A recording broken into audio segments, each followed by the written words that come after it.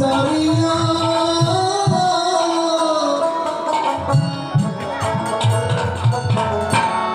চন্দনেরই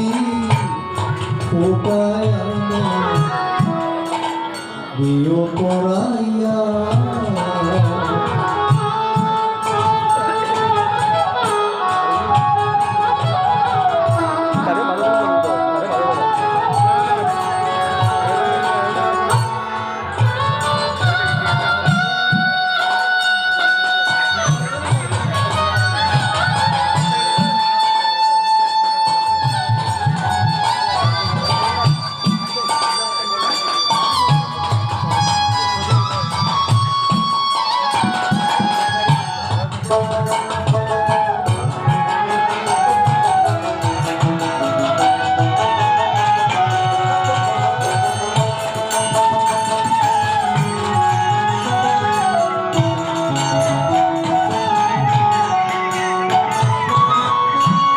তখন তোমরা যতই ডাকো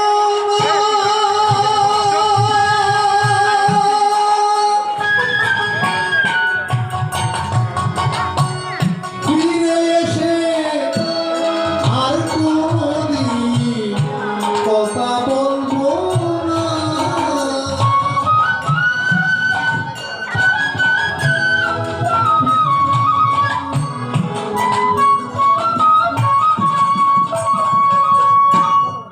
তখন তোমরা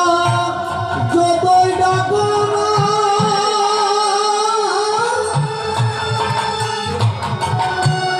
ফিরে এসে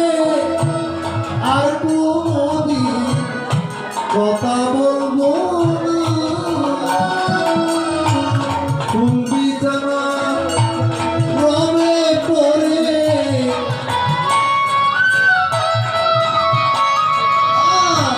সবকিছু তো রবে পরে দেখবো না আর চাহিয়া চন্দনেরই ফোটায় আমার দিও পড়াইয়া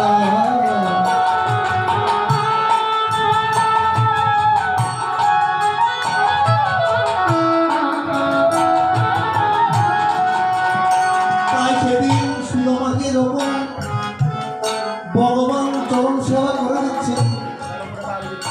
সুরমা তাড়াতাড়ি গোবিন্দের চরণে পড়ে বলছেন গোবিন্দ রে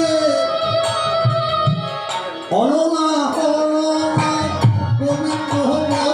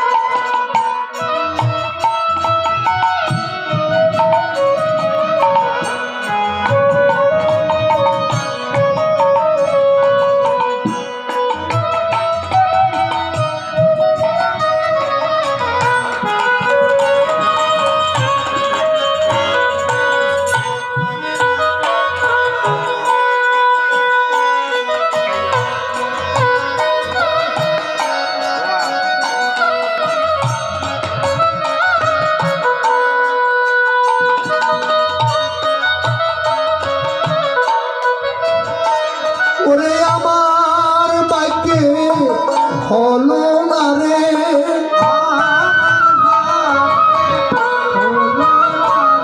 ও আমার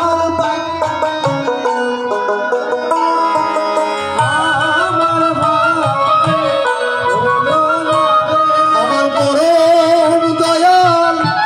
গুরু শ্যামা হলো না রে গুরু শ্যামা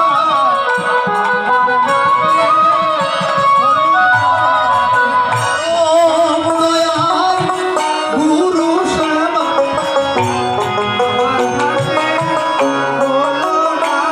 আমি যেমনই এলাম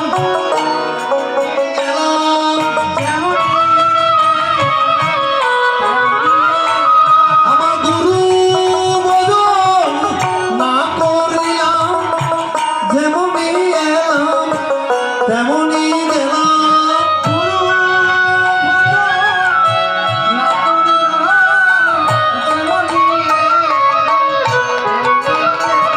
আমার আশা যাওয়া সার হইল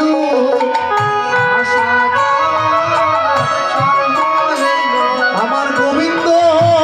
বদন না হইল আশা যাওয়া সার হইল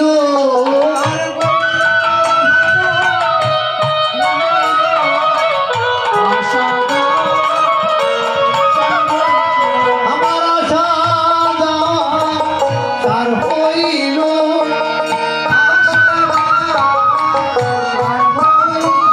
আমার কৃষ্ণ ভজন না হইল সার হইল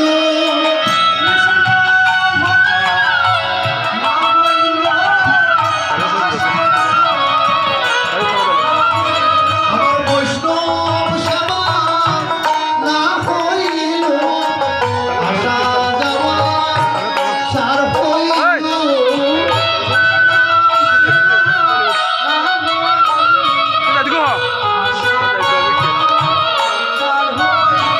আমার গুরু না হইল আশা যাওয়া সার হইল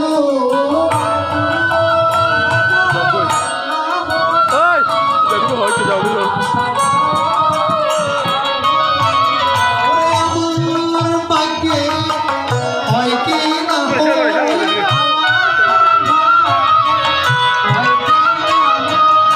আমার দিন রাইয়া গেল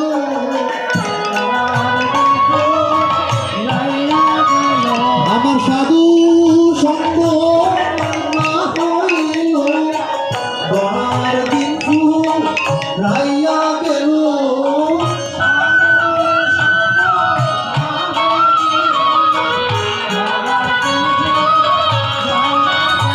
ওরে আমার ভাগ্যে হলো না রে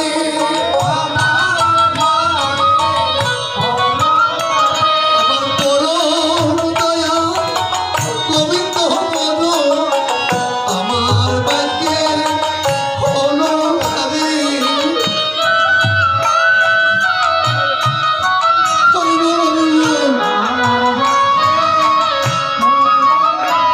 ওরে পরম দয়া গুরু সেবা আমার ভাগ্যে হলো না রে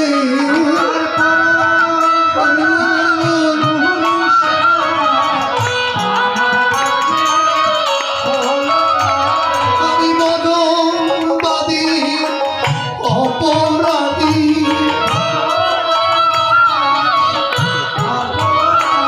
আমি জন্ম থেকে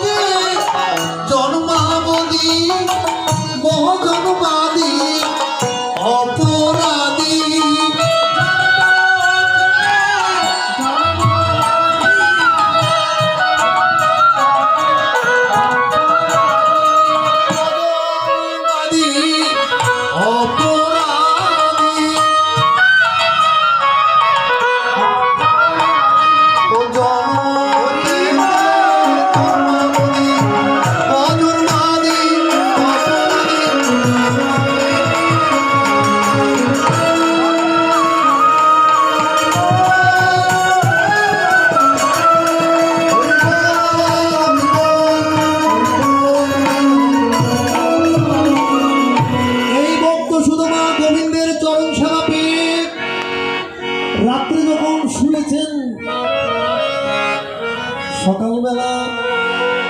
কৃষ্ণ ঘুম থেকে উঠার আগে, রুক্মিণী ঘুম থেকে উঠার আগে, সত্যভামা ঘুম থেকে উঠার আগে আস্তে করে বের হয়ে গেলেন। কৃষ্ণ কি করেছেন রাত্রে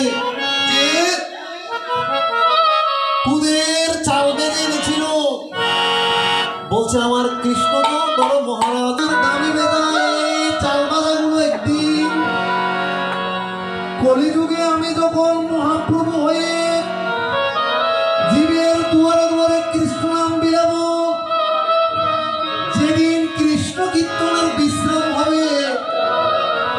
পরশুদিন সকালে যখন কৃষ্ণ কীর্তনের বিশ্রাম হবে, মহান্তরা সেটাকে বাল্যভোগ হিসেবে আমাকে নিবেদন করবে, আর সবাই বসে বসে বাল্যভোগ আস্বাদন করবে। আর সুদামার গ্রামে বেদা চিরেগুলো সবাই পরশুদিন বসে বসে আস্বাদন করবেন, আমার গোবিন্দ আশীর্বাদ দিয়েছেন। তো পরে কৃষ্ণ ঘুম থেকে উঠার আগে সুদামা কি করলেন, বলছে আমি যদি এখানে থাকি তাহলে আমাকে জড়িয়ে ধরে রাখবে, আর যে বলেছিলেন স্ত্রীর জন্য কিছু চাইতে, কিছু না চেয়ে কি করলেন, সুদামা আস্তে করে বের হয়ে গেলেন। ভগবান বলছেন আমার কাছে চাইতে হবে না, যেমন আপনি আজকে একটা চাইলেন, কালকে একটা চাইলেন, ভগবান আপনার থেকে দূরে চলে যাবে। বোঝায় শুধু চাই চাই করে, শুধু চাই চাই করে, আজকে ওটা চাই, কালকে ওটা চাই। ভগবান বলছেন আমি নিয়ে রেখেছি। ভগবান ভক্তের দরজায় দাঁড়িয়ে থাকেন যে আমাকে একটু বর্ণনা করে তোমরা করে আহ্বান করে ঢুকাও, কিন্তু আমরা শুধু মায়ার সংসারে বদ্ধ হয়ে কৃষ্ণকে বর্ণনা না করে, মায়ার সংসারে বদ্ধ হয়ে রাধা কৃষ্ণ না বুঝিয়ে মায়াগুমে রইলাম অচেতন। সুদামা যখন চলে গেলেন, বাড়িতে গিয়ে দেখে বাড়িটা আর নাই, বলছে বাড়িটা আর নাই।